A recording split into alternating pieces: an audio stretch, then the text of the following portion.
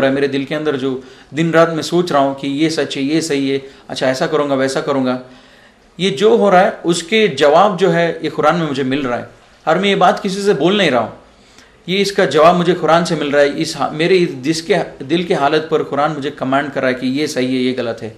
तो मुझे डर भी लगने लगा और यकीन होने लगा कि इस किताब को एक आदमी नहीं लिख सकता है। मुझे जो भी बनाया हो, जो बनाया है, मुझे जो बनाया है वही इस किताब को नाजिल कर सकता है। तब मुझे यकीन आने लगा ये किताब जो है अल्लाह की तरफ से है। फिर मैं बहुत मेहनत किया, 3-4 महीने लगे, फिर नमाज़ पढ़ना शुरू हुआ, सब सूराज लर्न किया, फिर नमाज़ पढ़ रहा था।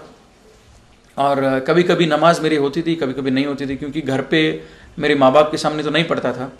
और अभी नमाज तो पढ़ रहा हूँ, शिरक नहीं कर रहा हूँ, नमाज पढ़ रहा हूँ, लेकिन मैं सोचा अभी ठीक चल रहा है, अब ज़रूरी नहीं कि मैं और आगे जाऊँ।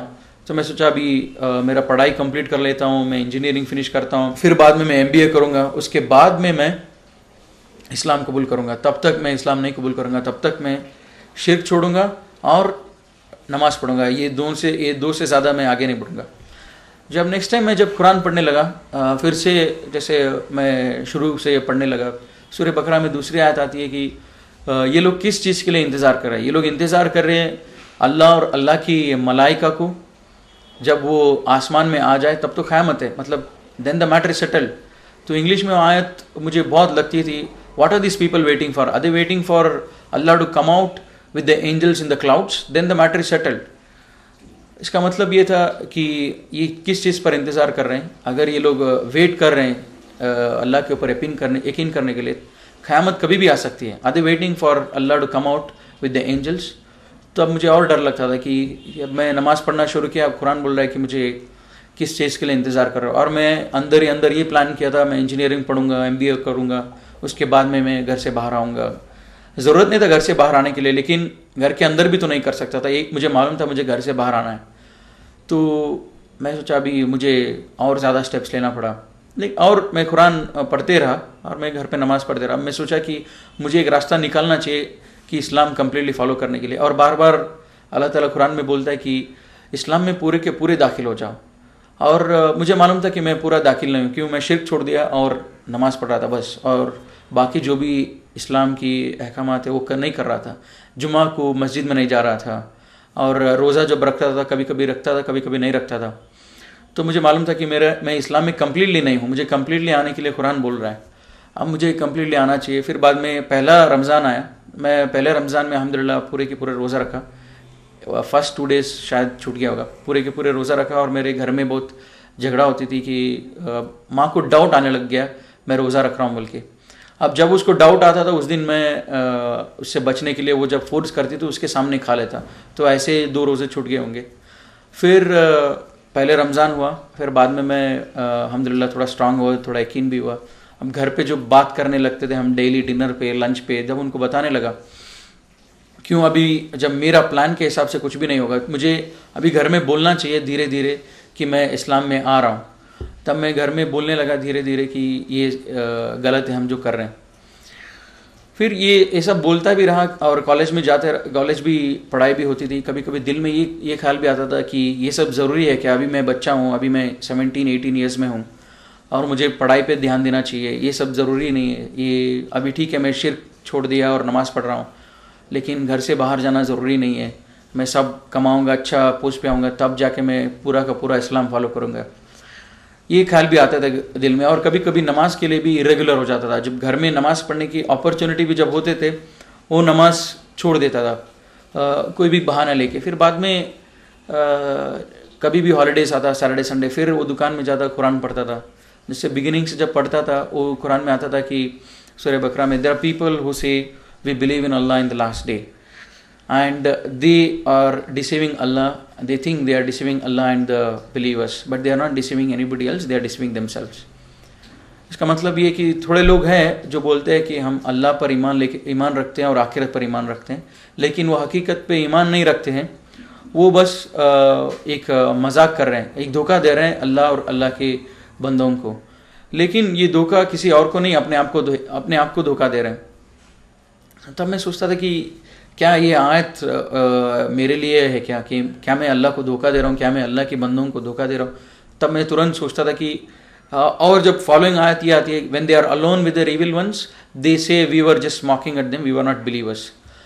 जब मैं सोचता था इस आयत के बारे में, इतना तो था, पहली आयत से मुझे बहुत डर लगता था, they say they believe in Allah but they are not really believers, मुझे डर लगता। लेकिन दूसरे आयत से थोड़ा मुझे ये रिलैक्स होता था, क्योंकि मेरे साथ कोई ऐसे नहीं थी to say that I am just mocking at them, तो मैं थोड़ा सेफ होता था। लेकिन मेरे दिल के अंदर जो एक केयरलेसनेस था, जो स्टेडफास्ट नहीं था दीन से, ये आयत मुझे बहुत लगता था। और फिर बाद में मैं नमाज बराबर ट्रैक पे पढ़ता था, टाइम पर पढ़ता था। फिर बाद में क्या हुआ, फिर से मैं कॉलेज, वीकडेज आते थे, कॉलेज जाता था, फिर सोचता था इसके बारे में, फिर कभी कभी बैक सीट ले लेता कि ये ज़रूरी नहीं है, मेरे करियर ज़रूरी है, मेरे को अच्छा मार्क्स लेके आना है, ये सब ज़रूरी नहीं है।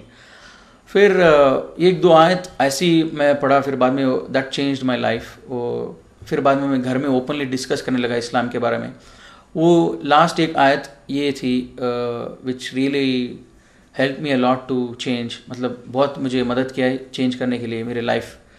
वो था कि when the death approaches them, they will my angels will ask them what state you were in, and they will reply, we were weak and oppressed in this world. And angels will reply, was Allah's land was not vast enough for you to emigrate and follow Islam. मतलब जब इनकी मौत आएगी, मेरे मलाइका इनको पूछेंगे कि तुम किस हालत में थे, और ये लोग रिप्लाई करेंगे कि हम बहुत वीक थे, हम बहुत मजबूर थे। मेरे मलाइका इनको रिप्लाई करेंगे, क्या अल्लाह की धरती इतनी विशाल नहीं थी ताकि तुम हिजरत करके तुम इस्लाम फॉलो करो। तब ये मैं सोचा ये अल्लाह ताला मुझे बोल रहा है। मैं बार बार अपने आप को, मैं फजर नहीं पढ़ रहा हूँ, असर नहीं पढ़ रहा हूँ, मेरी माँ है, मैं वीक हूँ, मैं बहुत कमज़ोर हूँ, मैं कमा नहीं रहा हूँ, अब मैं पूरा का पूरा इस्लाम फॉलो नहीं करता हूँ। ये सब मेरे दिल में आता था। जब ये आयत पढ़ा तो मुझे लगा कि अल्लाह ताला is answering to my question in my heart. तो तब मैं सोचा अच्छा ठीक है, अभी मैं ओपनली डिक्लेयर करूँगा घर में। अब घर में मैं ओपनली बोलने लगा इस्लाम सच है, और तुम लोग जो कर रहे हो सही है, तुम लोग जो कर रहे हो वो सही नहीं है, और मैं जो कर रहा हूँ वो सही है, और ये मूर्ति पूजा सब हिंदुज़म में नहीं है। अब क्या हुआ, मेरे माँ बाप ने सोचा कि ये इतना सीरियस नहीं है, वो ऐसे ही बोल रहा है। फिर धीरे धीरे मेरे ये डिप्लोमा जो ख़त्म होती रही, मैंने अपने प्रिंसिपल से भी पूछा कि लीगल प्रोसीजर क्या है इस्लाम कबूल करने की। फिर उन्होंने बताया लीगल प्रोसीजर जो भी है, उसके बाद मुझे काम मिलेगा नहीं मिलेगा। फिर इतना हुआ मेरे घर में, जब मैं पूरा बोल रहा था, मेरे माँ बाप भी ये मानते थे मैं जो बोल रहा हूँ सच बोल रहा हूँ, लेकिन वो बोलते थे कि हम इस्लाम फॉलो इसलिए नहीं कर सकते, हमारी सोसाइटी, हमारी कम्युनिटी, हमको ये बड़ा मुश्किल होगा। लेकिन अल्लाह ताला कुरान में भी ये बोलते हैं कि ये नबी, ये लोग इस किताब को ऐसे पहचानते हैं जैसे अपनी बेटों को पहचानते हैं। तो जैसे हमारे फैमिली जैसे बोलती है, जब मैं पूरा उनको इस्लाम का मैसेज दिया, वो लोग भी बोल रहे तुम जो बोल रहे हो सच है, लेकिन हम फॉलो इसीलिए नहीं कर सकते क्योंकि सोसाइटी है एक्सेट्रा एक्सेट्रा। तब ये आयत is talking about the same behaviour of them. तो काफ़ी सारा ऐसा सब अंदर मेरे दिल में बहुत प्रॉब्लम आ रहा था, अंदर ही अंदर एक स्ट्रगल था, एक क्या करूँ मैं इस्लाम कबूल करूँ या क्या करूँ। लेकिन मन ही मन मेरे दिल ये बोल रहा था कि इस्लाम सच है, और मैं मानने के लिए रेडी नहीं था क्योंकि माँ बाप और ये सब वगैरह। जब ये आयत पढ़ा, what state you are in when you know we will be asked when I am in my death bed and I will say I am weak and oppressed. तो ये आयत जो है ये मुझे बहुत लगा। इसके बाद में मैं डेली दुआ करने लगा अल्लाह से कि मुझे एक अपॉर्चुनिटी मिल जाए जिससे मैं घर छोड़ दूँ और इस्लाम कम्प्लीटली फॉलो करूँ। और डेली घर में झगड़ा होता था, और एक बात पर बहुत सीरियस झगड़ा हुआ माँ से, और माँ बोली घर छोड़ के तुम चले जाओ, तुम आजकल हमारी बात नहीं मानते हो। और मैं सोचा भाई यही एक अपॉर्चुनिटी है, मैं घर छोड़ूंगा और इस्लाम पर फॉलो करूँगा। अब मैं घर छोड़ने के लिए रेडी हो रहा था, मेरी बहन भी बोली मैं भी इस्लाम कबूल करना चाहती हूँ। मैं जब घर में सब लोगों को ये समझा रहा था इस्लाम क्या है, तो मेरी बहन समझी, वो बोली कि मुझे यकीन है तुम जो बोल रहे हो इस पर, और ये राइट है, तो इसीलिए मैं भी इस्लाम में आना चाहती हूँ। फिर बाद में वो इस्लाम कबूल करी, तो फिर वो भी मेरे साथ आ गए। हम लोगों ने घर छोड़ा। Abdullah about 9 years now I have embraced Islam, Allah से grace and mercy. So this is all my story about how I embraced Islam. अस्सलाम वालेकुम रहमतुल्लाहि व बरकातहू।